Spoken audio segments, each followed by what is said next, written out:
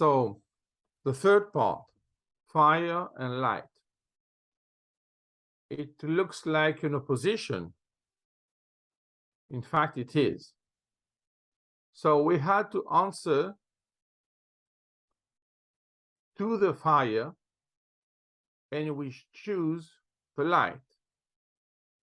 The point, the starting point was with battalions.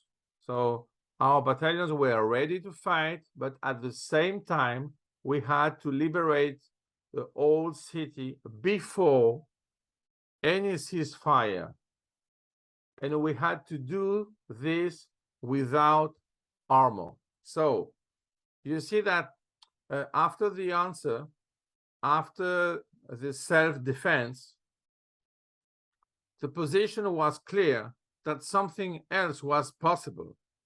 So the idea was at the level of the United Nations to get a ceasefire. But if you stop the war, the small war, at that time, the result will be just again the same thing.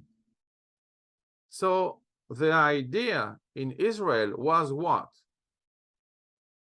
Just continue the counterattack until a result which is different from the past to get something which is irreversible. And after that, if you want, okay, for a ceasefire, because the position has changed. So it was an attack, a defense, the counterattack was better, so they are starting to lose. And when they realized that their attack was wrong, they wanted to get a ceasefire. But the idea, due to the strategic respect, was to avoid heavy weapons. We used only paratroopers to avoid any damage to the old city. Very important point. So imagine special forces of that kind. This was another proof of our strategic respect, because our faith forced our moves.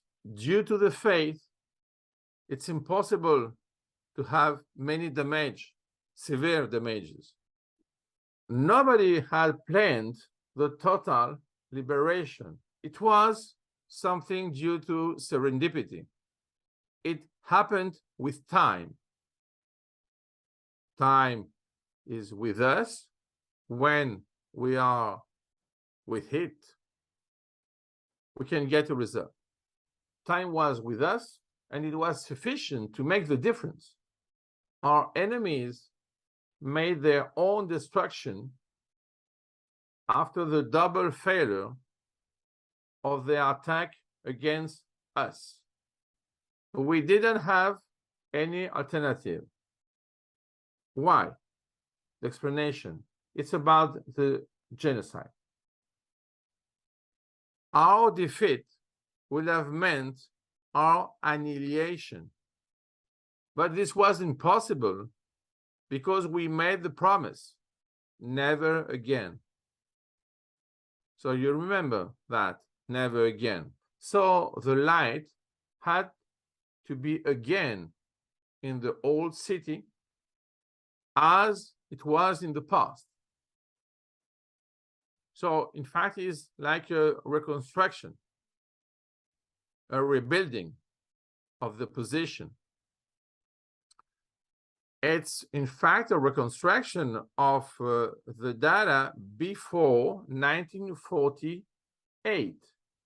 And we are now in 1967. Nobody could believe that it was possible, and our victory looked like a miracle. But the miracle was made by our faith. The book, we are talking about the Testament. in both cases, it's important. Not only the fact that we are talking about the book. The book had to continue living. The memory of the future had to lie. And we did it. So the result was the liberation.